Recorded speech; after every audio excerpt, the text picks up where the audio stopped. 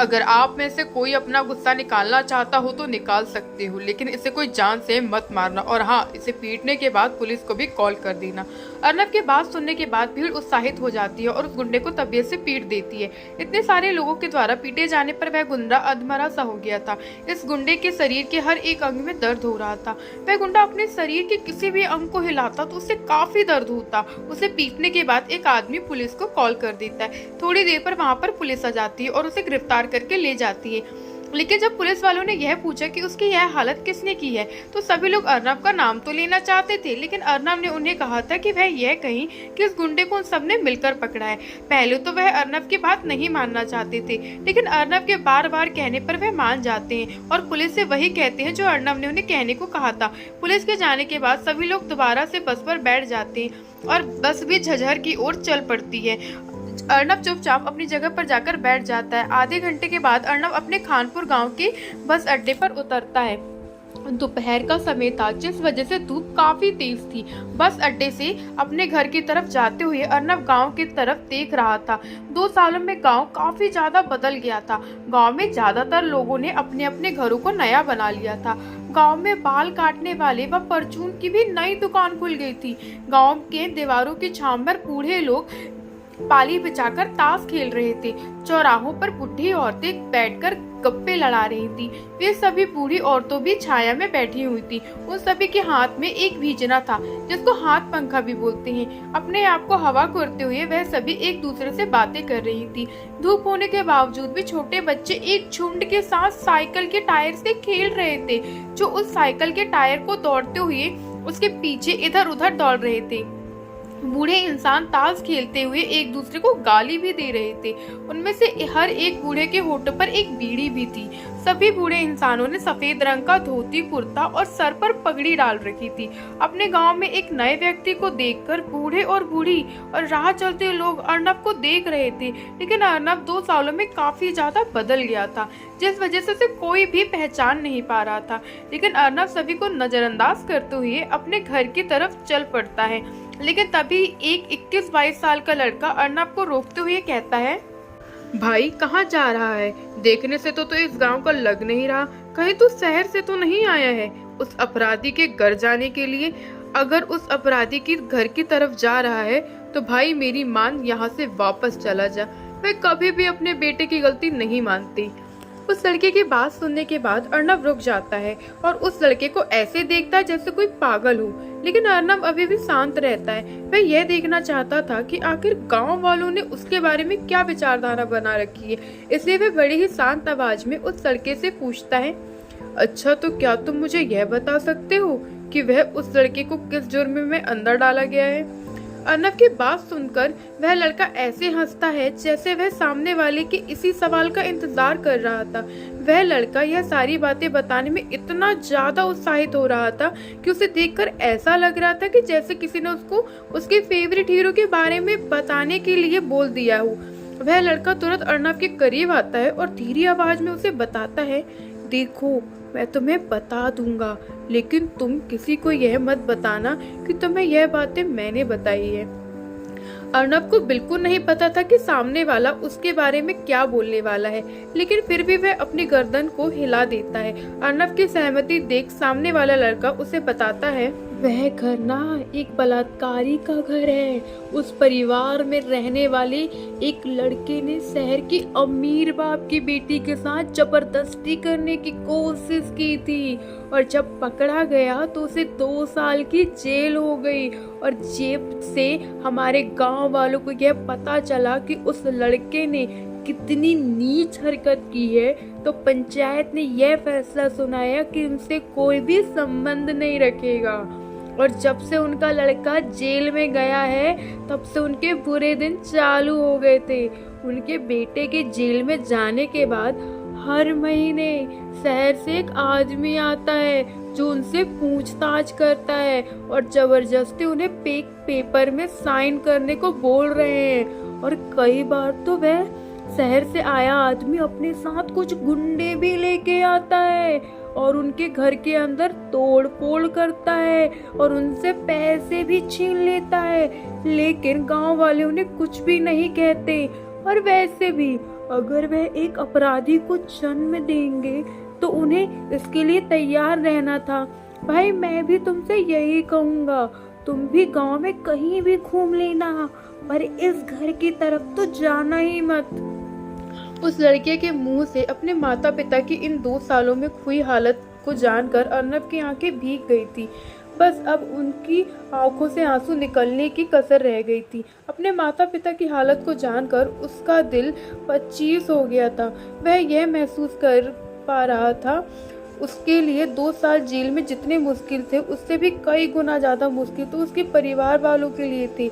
लेकिन गांव वालों की हरकत ने उसे गुस्सा दिला दिया था।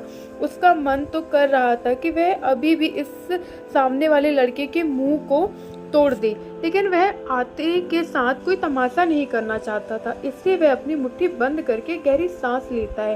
वह अपने आप को शांत कर रहा था। वह लड़का जब यह देखता है कि सामने वाला अपनी आंखें बंद कर रहा है तो उसे काफी अजीब लगता है, लेकिन अर्नब तो उसे नजरअंदाज करते हुए अपने घर की तरफ जाने लगता है। जिस घर की तरफ जाने से पूरे गांव वालों को रोका गया था, वही अर्नब को अपनी बात सुनने के बाद भी उस घर की तरफ जाते देखकर वह लड़का काफी हैरान था। लेकिन वह अपने आप से ही कहता है, वैसे मुझे ये लड़का देखा देखा क्यों लग रहा था। खैर छोड़ो, और वैसे भी यह लड़का उसी अमीर परिवार से है। लगता है आज गांव वालों को दोबारा से फ्री में एक तमाशा देखने को मिलेगा। इतना कहकर वह लड़का भी वहां से चला जाता है।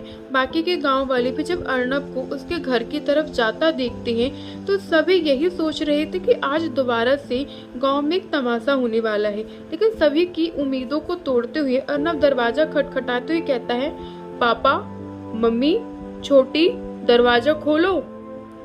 वहां पर मौजूद सभी लोग उस लड़के के बात को सुनकर हैरान थे। किसी को भी विश्वास नहीं हो रहा था कि ये वही लड़का है जो 2 साल पहले जेल में गया था। दरवाजा खटखटाना के 1 मिनट बाद ही एक 52 साल की एक बूढ़ी औरत दरवाजा खोलती है। हालांकि उस औरत की उम्र 52 साल की थी, लेकिन वह देखने में 60 साल से भी अधिक बूढ़ी लग रही थी। उसे देखकर ऐसा लग रहा था जैसे वक्त की ठोकरों ने उसे उम्र से ज्यादा बूढ़ा बना दिया। वह महिला उस आवाज को पहचान गई थी, जिस वजह से दरवाजा खोलते हुए उस महिला का पूरा शरीर कांप रहा था। वह महिला जैसे ही दरवाजा खोलकर सामने खड़े लड़के को देखती है तो उसकी आंखें भीग आती है। वह रोने लग जाती है क्योंकि आज पूरे 2 साल बाद उसकी आंखों के सामने उसकी आंखों का तारा खड़ा था। हालांकि वह कई बार इन 2 सालों में जेल में अर्नब से मिलने गई थी, लेकिन अर्नब हमेशा उन्हें मिलने से मना कर देता था। अर्नब भी इन 2 सालों बाद अपनी माँ को देखकर काफी भावुक हो गया था। उसकी भी आंखें भीग आई थी, लेकिन वह अपने आप पर कंट्रोल करता है। लेकिन आगे बढ़ते हुए वह अपनी माँ के गले लग जाता है। वहां पर मौजूद भीड़ भी सामने के माँ बेटे के मिलन को देख रहे थे, लेकिन सभी के चेहरे पर घृणा का भाव था। अर्नब अपनी माँ के साथ घर के अंदर आता है। अर्नब की माँ मीना बार बार अपने बेटे के चेहरे को छू कर देख रही थी। अपनी माँ की हालत को देखकर अर्नब भी काफी ज्यादा भावुक हो गया था और रोकने के बावजूद भी उसकी आंखों से आंसू झलक आते हैं। अर्नब को रोता देखकर उसकी बूढ़ी माँ को उसके आंसुओं को पूछते हुए कहती है, अर्नब बेटा, अब तू आ गया ना, देखना अब सब ठीक हो जाएगा। तू रो क्यों रहा है? रो मत, तू तो मेरा शेर है। देखना, तुझे देखकर तेरी बहन और तेरे पापा काफी खुश होंगे। अर्नब की माँ उसकी पीठ थपथपाते हुए उसे हिम्मत देती है। अर्नब भी गहरी सांस लेकर अपने आप को शांत करता है और अपनी आंखों से आंसू पोंछता है। और फिर अर्नब भी पूरे कॉन्फिडेंस के साथ अपनी माँ से कहता है, हाँ मम्मी, अब सब ठीक हो जाएगा। तेरा बेटा अब सब ठीक कर देगा। वैसे छोटी कहाँ है? अर्नब की बात सुनने के बाद उसकी मम्मी मीणा उसे बताते हुए कहती है, छोटी तो कॉलेज गई हुई है, अभी थोड़ी देर में आती होगी। चल तू अपने हाथ मुंह धो ले। जब तक छोटी आती है मैं तुम दोनों के लिए खाना बना देती हूँ, वरना आते के साथ बोलेगी, मम्मी पेट में चूहे दौड़ रहे हैं। अर्नब की मम्मी मीणा ने आखिरी बार थोड़े मजाकिया ढंग से बोली, ताकि अर्नब हंस सके। अर्नब को भी पता था कि उसकी मम्मी उसे हंसाने के लिए ऐसी बात कर रही है, इसलिए वह भी मुस्कुराते लग जाता है। अर्नब को मुस्कुराते देखकर मीरा उसके चेहरे पर भी मुस्कान आ जाती है। अर्नब के घर में 3 कमरे, 1 हॉल, 1 किचन और 1 बाथरूम था, जिसमें से 2 कमरे नीचे बने हुए थे और 1 कमरा ऊपर भी एक अलग से बाथरूम बना हुआ था। अर्नब का घर 100 गज का था। गांव में 100 गज का घर होना एक आम बात होती है। हालांकि उनके घर में कोई भी ज्यादा फैंसी चीज नहीं थी और वैसे भी उनके घर बाकी के घरों की तुलना में काफी पुराना लग रहा था। अर्नब भी ऊपर अपने कमरे में चला जाता है। अर्नब जब अपने कमरे में जाता है तो उसका कमरा पहले की ही तरह साफ सुथरा था, जिसे देखकर साफ पता चल रहा था कि कमरे के अंदर रोज साफ सफाई होती है। भले ही उनका घर पुराना था, लेकिन उसकी मम्मी और उसकी बहन ने घर को एकदम साफ सुथरा रख रखा था। अर्नब के जेल जाने से पहले उसके पिता की एक सरकारी नौकरी थी, लेकिन अर्नब के जेल जाने के बाद अजीत कोहली ने अपनी ताकत का इस्तेमाल करके उनकी नौकरी को उनसे हटवा दिया था। अर्नब के पिता जगदीश सिंह अब बैंक में एक सिक्योरिटी गार्ड की नौकरी करते हैं, जिससे उनके घर का सामान्य खर्चा नहीं निकलता। लेकिन अपने बेटे अर्नब के केस को लड़ने के लिए और सलोनी की पढ़ाई न छूट जाए, इसकी वजह से वह ब्याज पर पैसे लेते हैं, जिस वजह से लगभग उनकी पूरी तनख्वाह उस कर्ज को चुकाने में खर्च हो जाती है। इस वजह से कई बार उन्होंने महीने का खर्च भी नहीं निकल पाता था। इस वजह से उन्होंने अपनी बेटी सलोनी को 10वीं के बाद सरकारी स्कूल में डाल दिया था और 12वीं के बाद भी उसकी पढ़ाई के लिए उसे अच्छे कॉलेज नहीं मिल रहा था। जजहर में खानपुर के पास एक बहू नाम का एक गाँव था, जहाँ पर गवर्नमेंट गर्ल्स कॉलेज बना हुआ था। जब उसका एडमिशन अच्छे कॉलेज में नहीं हुआ तो सलोनी को इसी कॉलेज में भेजा गया। और दूसरी बात यह भी थी कि अच्छे कॉलेज में एडमिशन के लिए कॉलेज वाले पैसे ले रहे थे, जिस वजह से सलोनी को गवर्नमेंट गर्ल्स कॉलेज में जाना पड़ रहा था। अर्नब देखता है कि उसको उसके पुराने कपड़े नहीं आ रहे, इसलिए वह नहा धोकर अपने वही कपड़े पहन लेता है। अर्नब अपने लोवर की जेब में जब हाथ डालता है तो वह देखता है कि उसके पास 500 के 30 नोट हैं, मतलब उसके पास 15,000 रुपए थे। बस में उस बच्ची और सभी की जान बचाने के बाद वहां पर मौजूद सभी लोगों ने अर्नब को कुछ पैसे दिए थे, जिनको मिलाकर उसके पास 15,000 रुपए बने थे। हालांकि अर्नब इन्हें लेना तो नहीं चाहता था, लेकिन सभी के बार बार कहने से वह सभी को मना भी नहीं कर पाया। इन पैसों को देखते हुए अर्नब मन ही मन अपने आप से कहता है, शुक्र है मैंने इन पैसों को लेने से ज्यादा मना नहीं किया। अगर मुझे पता होता कि मेरे परिवार की हालत इतनी दयनीय है तो मैं उन लोगों के द्वारा दी गई पहले वाली रकम को ले लेता, लेकिन कुछ न होने से तो कुछ होना बेहतर है। अर्नब यह बातें इसलिए कह रहा था क्योंकि वह सभी पहले अर्नब को 30,000 देना चाहते थे, लेकिन अर्नब के बार बार मना करने से उन्होंने रकम को आधा कर दिया था। अपने कमरे में बैठा अर्नब उन पैसों को अपने जेब में डाल लेता है और मन ही मन अपने आप से कहता है, पापा की भी उम्र होती जा रही है, वह कब तक हमारा खर्च उठाएंगे। मुझे जल्द ही कोई काम ढूंढना होगा। आचार्य ने मुझे बताया था कि सबसे ज्यादा पैसा माफिया, एक्शन, शेयर मार्केट और बिजनेस से कमाया जा सकता है। आखिर मुझे किस फील्ड में जाना चाहिए? आखिर अर्नब पैसों के लिए कौन सा तरीका अपनाएगा? आखिर अब अर्नब का फैसला क्या होगा? क्या जेल से छूटने के बाद अर्नब कोहली परिवार से बदला लेगा? इन सभी सवालों को जानने के लिए हमारे YouTube चैनल पर हमारे साथ बने रहें। और अगर आपको ये कहानी पसंद आ रही है तो कृपया लाइक और कमेंट करें, जिससे हमारा मनोबल बना रहे। पापा की भी उम्र होती आ रही है, वह कब तक हमारा खर्च उठाएंगे। मुझे जल्द ही कोई काम ढूंढना होगा। आचार्य ने मुझे बताया था कि सबसे ज्यादा पैसा माफिया, एक्शन, शेयर मार्केट और बिजनेस से कमाया जा सकता है। आखिर मुझे किस फील्ड में जाना चाहिए? अर्नब जब इस बारे में अपने आप से सवाल पूछ रहा था, तभी नीचे से उसकी मम्मी उसको आवाज लगाते हुए कहती है, बेटा आजा, खाना बना दिया है, खाना खा ले। अपनी मम्मी की बात सुनने के बाद अर्नब गहरी सांस लेता है और इन ख्यालों को सबसे पहले अपने दिमाग से बाहर निकालता है और फिर नीचे जाने लगता है। वह नीचे जब जाकर देखता है तो उसकी बहन सलोनी भी अब तक आ चुकी थी। अर्नब जब सलोनी को देखता है तो वह उसे देखकर मुस्कुराता है। सलोनी भी उसे देखकर मुस्कुराती है, लेकिन सलोनी को देखकर साफ समझ में आ रहा था कि अर्नब को यहाँ पर देखना उसे कुछ ज्यादा पसंद नहीं आया। अर्नब को नहीं पता था कि उसकी बहन इस तरह से क्यों बिहेव कर रही थी, लेकिन अर्नब को पता था कि उसकी बहन का मूड इस समय ठीक नहीं है, इसलिए वह उसे कहती है, कुछ कहता नहीं है और सीधा जाकर खाना खाने के लिए बैठ जाता है। अर्नब को यह माहौल थोड़ा एक्वर्ड लग रहा था, इसलिए वह अपनी बहन की तरफ देखते हुए उससे पूछता है, छोटी और बता कैसी चल रही है तेरी पढ़ाई। अर्नब के बात सुन सलोनी उसका जवाब देते हुए कहती है, जैसी चलनी चाहिए वैसे चल रही है। अर्नब ने सलोनी से इस तरह के जवाब की उम्मीद नहीं की थी। अर्नब को ऐसा लग रहा था जैसे उसकी बहन उससे नाराज है, इसलिए अर्नब अपनी बहन की तरफ देखते हुए बड़े प्यार से सलोनी से पूछता है, सलोनी क्या कोई बात हो गई है जो तुम मुझसे इतना नाराज हो? क्या मुझे देखकर तुम्हें खुशी नहीं हुई? मैं पूरे 2 साल बाद तुमसे मिल रहा हूँ, लेकिन तुम मेरे से इस तरह से क्यों बिहेव कर रही हो? अर्नब की बात को सुनने के बाद सलोनी अपने हाथ में मौजूद फोन को बंद करके अपने बगल में रख देती है और अर्नब को देखने लगती है। सलोनी इस समय 18 वर्ष की हो गई थी और वह काफी खूबसूरत भी थी, लेकिन इस समय उसके चेहरे पर एक अलग तरह का चिड़चिड़ापन था। वह अर्नब की तरफ देखते हुए उसे कहती है, आपको देखकर खुशी? इनफैक्ट मुझे तो बहुत ज्यादा खुशी है। मेरा वह भाई जिससे मैं बहुत ज्यादा प्यार करती थी वह बाहर आ गया। पहले मुझे यही लगता था कि शायद आपको फंसाया गया है, लेकिन कुछ महीनों के बाद मुझे पता चला कि आप कितने घटिया और गिरे हुए इंसान हैं। इनफैक्ट आज मुझे आपको अपना बड़ा भाई कहते हुए भी शर्म आ रही है। आपकी उस हरकत की वजह से पापा की नौकरी चली गई, मुझे प्राइवेट स्कूल से निकालकर गवर्नमेंट स्कूल में डाल दिया। अच्छे नंबर होने के बावजूद मुझे अच्छे कॉलेज में एडमिशन नहीं मिला। मेरे साथ यह सब सिर्फ आपकी वजह से हुआ भैया।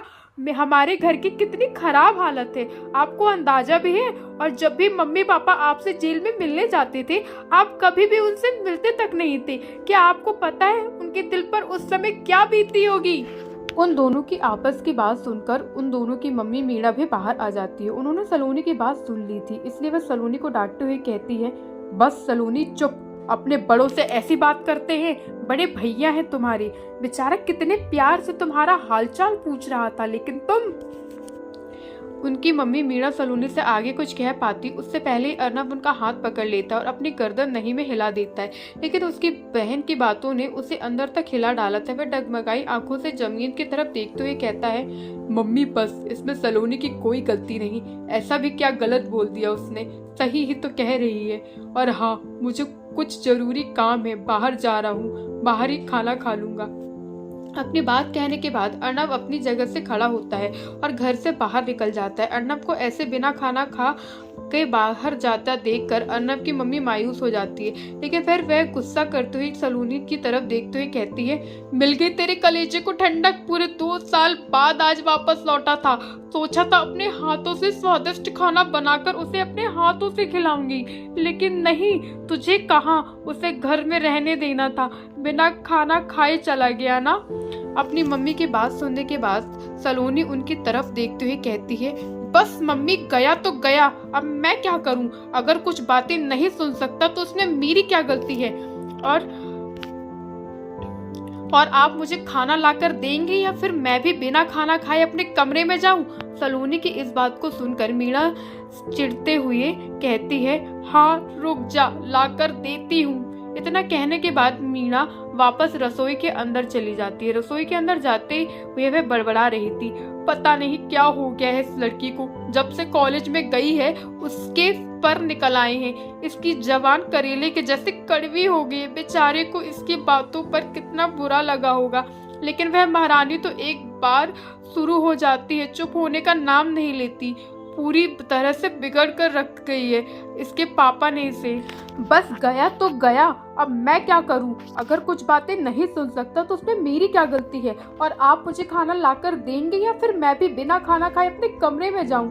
सलोनी की इस बात को सुनकर मीणा चिढ़ते हुए कहती है, हाँ रुक जा, लाकर देती हूँ। इतना कहने के बाद मीणा वापस रसोई के अंदर चली जाती है और रसोई के अंदर जाते हुए बड़बड़ा रही थी, पता नहीं क्या हो गया है इस लड़की को, जब से कॉलेज में गई है तब से इसके पर निकल आए हैं। इसकी जवान करेले के जैसी कड़वी हो गई है। बेचारे को इसकी बातों का कितना बुरा लगा होगा, लेकिन यह महारानी तो एक बार शुरू हो जाती है तो चुप होने का नाम नहीं लेती। पूरी तरह से बिगाड़ कर रख दिया है इसके पापा ने इसे। वही घर से बाहर निकलने के बाद अर्नब गांव में मौजूद झोड़ के पास आ जाता है। झोड़ उसे कहा जाता है जहां पर गाय भैंस नहाती है। हरियाणा के लोग इसे कई बार मस्ती मजाक में भैंसों का स्विमिंग पूल भी कहते हैं। अभी भी झोड़ के अंदर भैंसें लेटी हुई थी। अर्नब भी वहां पर जाकर एक दीवार के ऊपर पैर लटकाकर बैठ जाता है। इस समय उसके दिमाग में बहुत सी चीजें एक साथ चल रही थी, लेकिन आज सलोनी की बात सुनने के बाद अर्नब अंदर से टूट गया था, क्योंकि उसकी सगी बहन तक को उसके ऊपर विश्वास नहीं था कि उसका भाई ऐसा कुछ नहीं कर सकता।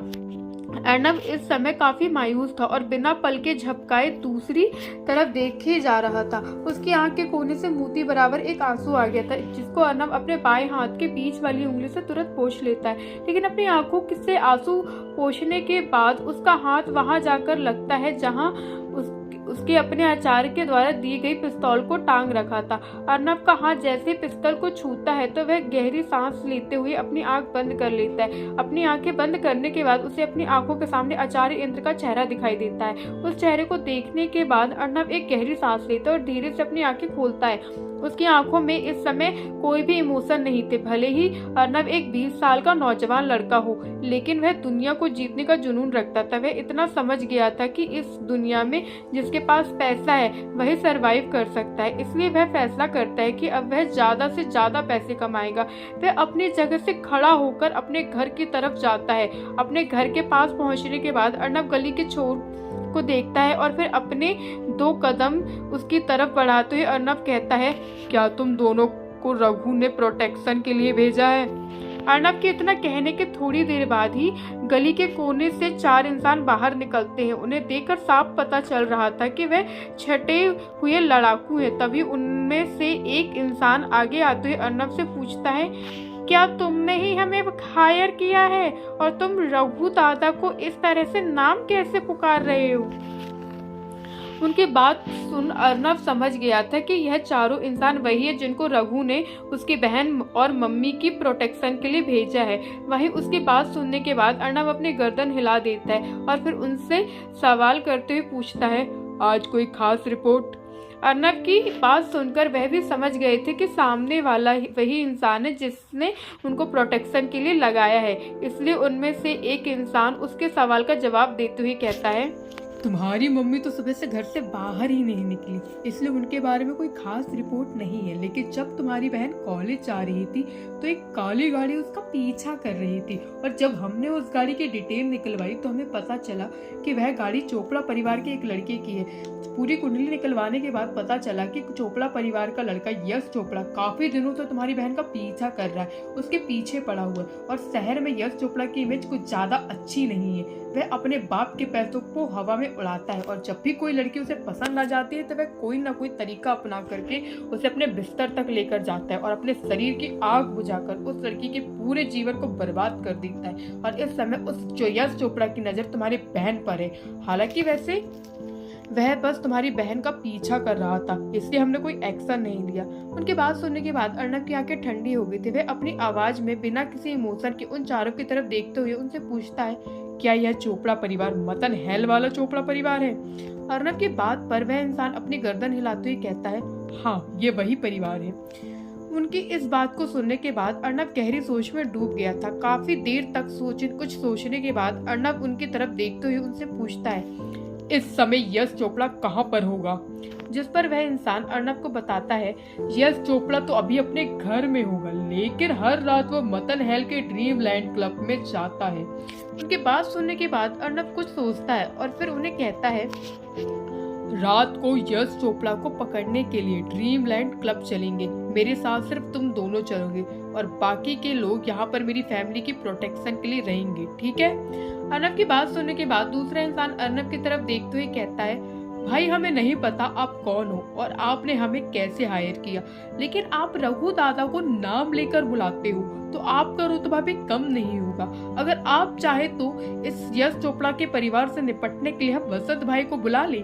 अर्नब को पहले यही लगा था कि शायद रघु कोई छोटा मोटा गुंडा होगा, लेकिन सामने वाले की बात सुनने के बाद उसे पता चला कि रघु कोई छोटा मोटा गुंडा नहीं है, बल्कि अंडरवर्ल्ड में सभी लोग उसे रघु दादा कहकर बुलाते हैं। रघु दादा की ताकत का अंदाजा यही से लगाया जा सकता है कि हरियाणा की झज्जर और रोहतक जिले पर राज करने वाला वसंत भाई रघु के लिए काम करता है। अर्नब ने सोचा नहीं था कि रघु के कहने पर वसंत भाई के आदमी उसके परिवार वालों को प्रोटेक्शन देंगे, लेकिन वह इस छोटे से मामले के लिए झज्जर के इतने बड़े डॉन को नहीं बुलाना चाहता था। उस आदमी की तरफ देखते हुए कहता है, यह मामला इतना गंभीर नहीं है, वसंत को और भी बहुत से काम होंगे, उसे अपना काम करने दो, मैं खुद इस मामले को देखने वाला हूँ।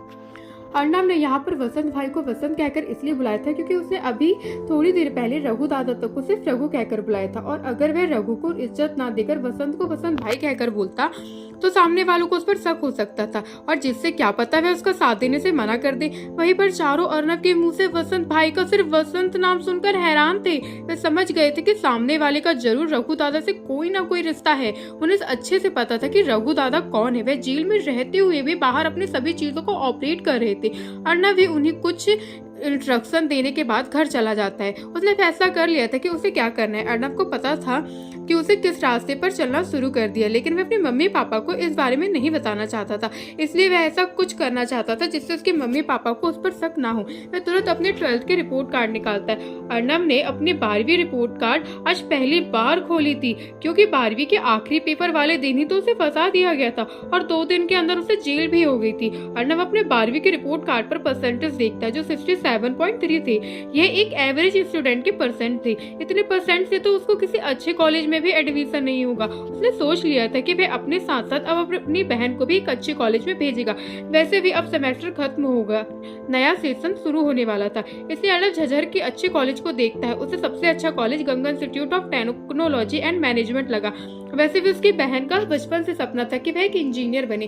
घर आने के बाद उसने अपनी मम्मी से बात करी थी, जिससे उसे पता चलता है कि 10th के बाद उसकी बहन ने 11th 12th ने करने की वजह डिप्लोमा किया था, लेकिन पैसों की तंगी की वजह से उसकी बहन को अपने सपने मारने पड़े और वह एक नॉर्मल कॉलेज में बीए कर रही है। अपनी मम्मी की बात सुनने के बाद उसे अपनी बहन के लिए काफी बुरा लग रहा था, लेकिन यह समय मायूस होने का जगह ड्रीमलैंड क्लब जाने का था। आखिर अर्नब ड्रीमलैंड क्लब जाने के बाद क्या हंगामा खड़ा करने वाला है? क्या यश चोपड़ा आज भी ड्रीमलैंड क्लब आएगा? क्या अर्नब अपनी बहन को एक अच्छे कॉलेज में एडमिशन दिला पाएगा? अगर आप भी इन सभी सवालों के बारे में उत्तर जानना चाहते हैं तो हमारे साथ हमारे YouTube चैनल पर बने रहें, माफिया किंग अर्नब की स्टोरी के साथ। और अगर आपको ये कहानी पसंद आ रही है तो कृपया लाइक और कमेंट करें, जिससे हमारा मनोबल बना रहे। अर्नब अपने 12वीं के रिपोर्ट कार्ड पर परसेंटेज देखता है जो 67.3% थे। एक एवरेज स्टूडेंट के परसेंट थे। इतने परसेंट से तो उसे किसी अच्छे कॉलेज में भी एडमिशन नहीं होगा। उसने सोच लिया था कि वह अपने साथ साथ अब अपनी बहन को भी एक अच्छे कॉलेज में भेजेगा।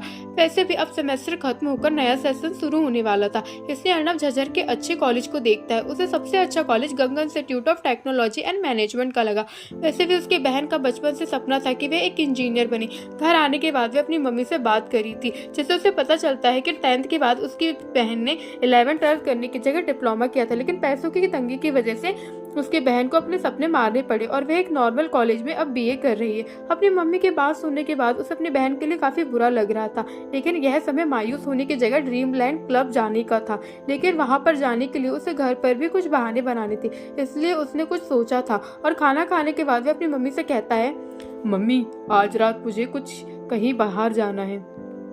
अचानक से अर्नब की इस बात को सुनकर उसकी मम्मी मीना उसकी तरफ देखते हुए हैरानी से पूछती है, कहाँ बाहर जाना है तुझे? आज ही तो तू आया है। मैंने एक बार कह दिया ना तुझे कहीं नहीं जाना है तो कहीं नहीं जाना है। अपनी मम्मी की बात सुन अर्नब उन्हें मनाते हुए कहता है, लेकिन मम्मी सुनो ना, मेरा जाना जरूरी है। अर्नब की बात सुन उसकी मम्मी सभी की थालियों को समेटते हुए उसे कहती है, अच्छा जाना है तुझे? चल यह बता तू कहाँ जाएगा, कब तक वापस आएगा? और अपनी मम्मी के इस सवाल को सुनने के बाद अर्नब उन्हें कुछ कहता उससे पहले उसके पापा जगदीश उसकी मम्मी मीना से कहते, अरे बाहर ही तो जा रहा है, क्या हुआ? जाने देना तेरे लाड साहब को। पहले जब मैं रोकता था तो तू तब तो सुनी नहीं मेरी कभी। जाने दे इसे, अभी हुआ ही क्या है, अभी तो हमारी और नाक कटवानी बाकी है। इतना कहने के बाद उसके पापा जगदीश एक पल के लिए रुकते हैं और फिर अर्नब की तरफ देखते हुए आगे कहते हैं, जा चला जा, कहाँ जाएगा? अभी तो तू एक ही केस में फंसा है ना, बाहर जा, रोड पर किसी को लूट, किसी को मार, डकैती कर दे हमारा नाम रोशन और सीना चौड़ा। अभी तो तूने हमें सिर्फ गांव में ही मशहूर किया है। कुछ ऐसा कर जिससे पूरे जिला को पता चले और सब बोले, देखो यह इसका लड़का है। अपने पापा की इस बात को सुनकर अर्नब ना चाहते हुए भी अपनी गर्दन नीचे झुका लेता है। इस समय उसे अपने पिता की बात चुभ रही थी। हालांकि अर्नब को पता था कि उसके पापा उसे इस तरह से क्यों बातें कर रहे हैं, लेकिन अर्नब को कैसे भी करके आज रात को निकलना था और समय रहते ड्रीम क्लब जाना था। इसलिए वह गहरी सांस लेते हुए एक छोटी कहानी बनाते हुए कहता है, आप दोनों को क्या लग रहा है मैं सिर्फ बाहर आवारागर्दी करने जा रहा हूँ? मुझे इस पूरी दुनिया से कोई फर्क नहीं पड़ता कि लोग मेरे बारे में क्या सोच रहे हैं, लेकिन मुझे आप दोनों से फर्क पड़ता है। आपने मुझे पैदा किया है। क्या आपको अपनी परवरिश पर डाउट है कि आपका बेटा ऐसा कुछ कर सकता है? और पापा, मैं कभी भी आपसे कुछ नहीं कहता, मैं आपकी काफी ज्यादा इज्जत करता हूँ, लेकिन आप हमेशा मुझे डीमोटिवेट क्यों करते रहते हैं? और मम्मी, आप मैं कोई 6 साल का बच्चा नहीं हूँ जो आप मुझे पल्लू से बांध कर रखेंगी। अगर मैं इस दुनिया की भीड़ में जीना चाहता हूँ तो मुझे इस दुनिया की भीड़ में शामिल भी होना पड़ेगा। और मैं रात को बाहर क्या करने जा रहा हूँ तो सुनो, मैंने रोहित से बात की थी तो उसने मुझे रात को एटीएम की सिक्योरिटी के लिए बुलाया है, वहीं जा रहा हूँ। अपनी बात कहने के बाद अर्नब वहां पर ज्यादा देर रुकना नहीं चाहता था। उसे पता था कि अगर वह यहाँ पर 2 मिनट और रुका तो बहुत से सवाल उससे पूछे जाएंगे, इसलिए अपनी बात कहे वह तुरंत घर से निकल गया।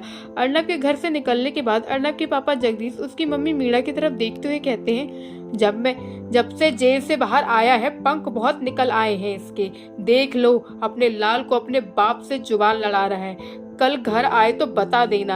अगर इस घर में रहना है तो जैसे मैं बोलूंगा वैसे ही रहना होगा। इतना कहने के बाद अर्नब के पापा जगदीश भी कमरे में चले जाते। तभी सलोनी भी अपनी मम्मी से कहती है, मम्मी पापा सही कह रहे हैं, यह जब से बाहर आया है तब से इनका सब कुछ बदल गया है। बोलने का तरीका, चलने का तरीका, और आज तो इसने पापा के सामने मुंह खोलने की कोशिश की है। संभाल कर रखना अपने लाडले को। 2 सालों से इसके बिना रह रहे थे, आगे भी इसके बिना रह लेंगे। इतना कहने के बाद सलोनी भी वहां से चली जाती है। अपने पति और बेटी की बात सुनने के बाद मीणा दोनों के कमरे की तरफ देखती है। इस समय उसकी आंखें भीगी हुई थी। ऐसा लग रहा था जैसे किसी भी पल वह रोने लग जाएगी, लेकिन वह अपने आप को संभालती है और सभी बर्तनों को इकट्ठा कर धोने के लिए आंगन में आ जाती। लेकिन चलते चलते मीणा अपने आप से ही कहती है, कैसे अपने से दूर करूं उसे? 9 महीने अपनी कोख में पाला है। भले ही पूरी दुनिया तेरे खिलाफ खड़ी है बेटा, लेकिन मुझे पूरा विश्वास है कि तू कभी ऐसा नहीं कर सकता।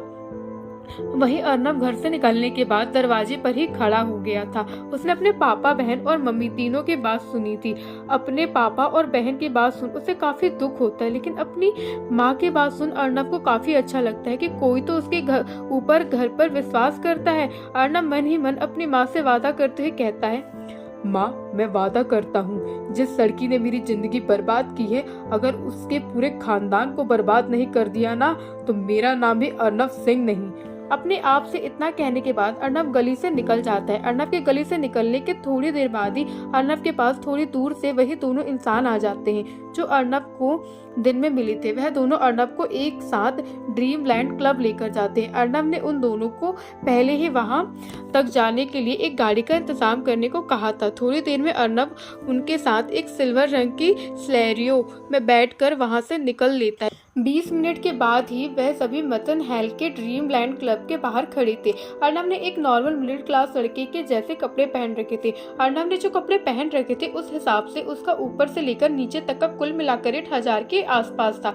यह क्लब यहाँ पर जाना माना क्लब था और इस क्लब को कंट्रोल भी चोपड़ा परिवार ही करता था। पूरे मथन हेल में ड्रीम लैंड क्लब की 3 ब्रांच थी जिनका कंट्रोल यश चोपड़ा करता था। चोपड़ा परिवार का बिजनेस पूरे झज्जर जिले में फैला हुआ था और उनका मेन इनकम सोर्स यह रात को चलने वाला क्लब ही था, जिनमें से मथन हेल में चलने वाले ये तीनों क्लब और झज्जर शहर में चलने वाले 4 क्लब थे। हालांकि इनमें से भी मुख्य झज्जर शहर में चलने वाले क्लब थे, लेकिन इन तीनों क्लबों में चोपड़ा परिवार का अच्छा खासा मुनाफा होता था। चोपड़ा परिवार की कुल संपत्ति 60 से 70 करोड़ के आसपास की थी, जिस वजह से मथन हेल के अमीर परिवारों की सूची में शामिल थे। अर्नब उन दोनों लोगों के साथ क्लब के अंदर जाता है। उन दोनों से बात करके अर्नब को पता चलता है कि दोनों का नाम सागर और रवि है।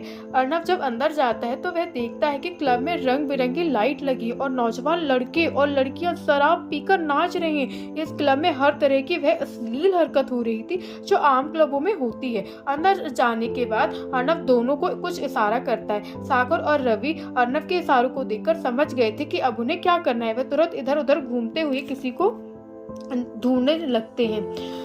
अर्नब भी वहां पर हो रही सभी हरकतों को नजरअंदाज करते हुए सभी को बड़े ध्यान से देख रहा था। अर्नब सभी को देखते हुए अचानक से दूसरी तरफ मुड़ जाता है, जिस वजह से एक व्यक्ति उससे टकरा जाता है। अचानक किसी का टकरा जाने से अर्नब तुरंत माफी मांगते हुए कहता है, सॉरी, मुझे माफ करना। अपनी बात कहने के बाद अर्नब देखता है कि यह एक नौजवान लड़का है जो बिल्कुल नशे में धुत था। इस लड़के की अपने आप को अमीर दिखाने के लिए महंगे कपड़े पहन रखे थे। यह लड़का इतना ज्यादा नशे में था कि इसे चला भी नहीं जा रहा था। अचानक से अर्नब से टकराने से वह लड़का लड़खड़ाकर जमीन पर गिर जाता है। अर्नब तुरंत अपना हाथ आगे बढ़ाते हुए उसे उठाता है। यह लड़का देखने में ना ज्यादा हैंडसम था और ना ही ज्यादा खराब था और इस लड़के की उम्र 25 साल के आसपास की थी। अपने आप के नीचे गिर जाने के बाद वह लड़का धीरे से टेबल का सहारा लेकर खड़ा होता है। वह लड़का अपने नशे से भरी आवाज से अर्नब पर गुस्सा करते हुए कहता है, साले तू कौन है? मुझे टक्कर मारने वाला तू जानता नहीं मैं कौन हूँ? वह लड़का अपने ही नशे में मग्न था। अर्नब उससे बहस नहीं करना चाहता था क्योंकि उसे बहस करने से उसका समय बर्बाद होगा और उसके लिए समय की ही कमी थी। वह आज रात के अंदर ही यश चोपड़ा से मिलना चाहता था, इसलिए वह सामने वाले से माफी मांगते हुए कहता है, भाई मुझे माफ कर दे, मुझे नहीं पता था अचानक से तुम मेरे सामने आ जाओगी।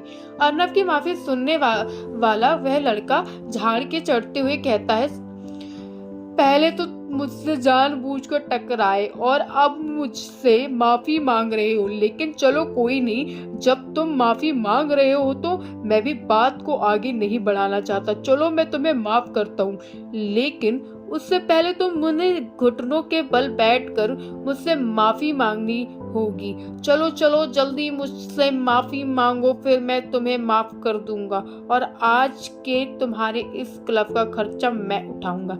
यह लड़का यहाँ पर अपने आप को कुछ ज्यादा ही बड़ा समझ रहा था। उसे लग रहा था कि वह यहाँ पर अकेला राजा है। अर्नब भी इससे माफी मांगकर पीछा छुड़ाना चाहता था, लेकिन जब अर्नब यह देखता है कि सामने वाला चाहता है कि वह घुटने टेके तो अर्नब का चेहरा सख्त हो जाता है। अपने 2 साल की ट्रेनिंग में अर्नब के आचार्य इंद्र ने अर्नब को बताया था कि माता पिता और भगवान के अलावा किसी के सामने घुटने नहीं टेकना चाहिए और सर नहीं झुकाना चाहिए, लेकिन अपनी गलती होने की वजह से अर्नब उससे माफी मांग रहा था, लेकिन सामने वाला कुछ ज्यादा ही बड़ी मांग कर रहा था। 20 मिनट के बाद ही वह सभी मतन हेल के ड्रीमलैंड क्लब के बाहर खड़े थे। अर्नब ने एक नॉर्मल मिडिल क्लास लड़के के जैसे कपड़े पहन रखे थे। अर्नब ने जो कपड़े पहन रखे थे उस हिसाब से उसका ऊपर से लेकर नीचे तक का कुल मिलाकर 8,000 के आसपास था। यह क्लब यहाँ का जाना माना क्लब था और इस क्लब को कंट्रोल भी चोपड़ा परिवार ही करता था। पूरे मतन हेल के ड्रीमलैंड क्लब की 3 ब्रांच थी जिनका कंट्रोल यश चोपड़ा करता था। चोपड़ा परिवार का बिजनेस पूरे झज्जर जिला में फैला हुआ था और उनका मेन इनकम सोर्स यह रात को चलने वाला क्लब ही था, जिसमें मतन हेल में चलने वाली है 3 क्लब और झज्जर शहर में चलने वाले 4 क्लब थे। हालांकि इनमें से भी मुख्य झज्जर शहर में चलने वाले क्लब थे, लेकिन इन 3 क्लबों से भी चोपड़ा परिवार का अच्छा खासा मुनाफा होता था। चोपड़ा परिवार की कुल संपत्ति 60 से 70 करोड़ के आसपास की थी, जिस वजह से मतन हेल के अमीर परिवारों की सूची में शामिल थे। अर्नब उन दोनों लोगों के साथ क्लब के अंदर जाता है। उन दोनों से बात करने के बाद अर्नब को पता चलता है कि दोनों का नाम सागर और रवि है। अर्नब जब अंदर जाता है तो वह देखता है कि क्लब में रंग बिरंगी लाइट जल रही है और नौजवान लड़के और लड़कियां शराब पीकर नाच रहे हैं। इस क्लब में हर तरह की वह अश्लील हरकत हो रही थी जो आम क्लबों में होती है। अंदर आने के बाद अर्नब दोनों को कुछ इशारा करता है। सागर और रवि अर्नब के इशारों को देखकर समझ गए थे कि अब उन्हें क्या करना है। वह तुरंत इधर उधर घूमते हुए किसी को ढूंढने लग जाते। अर्नब भी वहां पर हो रही सभी हरकतों को नजरअंदाज करते हुए सभी को बड़े ध्यान से देख रहा था। अर्नब सभी को देखते हुए अचानक से दूसरी तरफ मुड़ जाता है, जिस वजह से एक व्यक्ति उससे टकरा जाता है। अचानक किसी का टकरा जाने से अर्नब तुरंत माफी मांगते हुए कहता है, सॉरी, मुझे माफ करना। अपनी बात कहने के बाद अर्नब देखता है कि यह एक नौजवान लड़का है जो बिल्कुल नशे में धुत था। इस लड़के ने अपने आप को अमीर दिखाने के लिए महंगे कपड़े पहन रखे थे। यह लड़का इतना ज्यादा नशे में था कि इसे चला भी नहीं जा रहा था। अचानक से अर्नब के टकराने से वह लड़का लड़खड़ाकर जमीन पर गिर जाता है। अर्नब तुरंत अपना हाथ आगे बढ़ाते हुए उसे उठाता है। यह लड़का देखने में न ज्यादा हैंडसम था और न ही ज्यादा खराब था और इस लड़के की उम्र 25 साल के आसपास की थी। अपने आप को नीचे गिर जाने के बाद वह लड़का धीरे से टेबल का सहारा लेकर खड़ा होता है। वह लड़का अपने नशे में भरी आवाज से अर्नब पर गुस्सा करते हुए कहता है, साले तू कौन है? मुझसे टक्कर मारने वाला तू जानता नहीं मैं कौन हूँ? वह लड़का अपने ही नशे में मग्न था। अर्नव उससे बहस नहीं करना चाहता था क्योंकि उसे बहस करने से उसका समय बर्बाद होगा और उसके लिए समय की भी कमी थी। वह आज रात के अंदर ही यश चोपड़ा से मिलना चाहता था, इसलिए वह सामने वाले से माफी मांगते हुए कहता है, भाई मुझे माफ कर दे, मुझे नहीं पता था अचानक से तुम मेरे सामने आ जाओगे।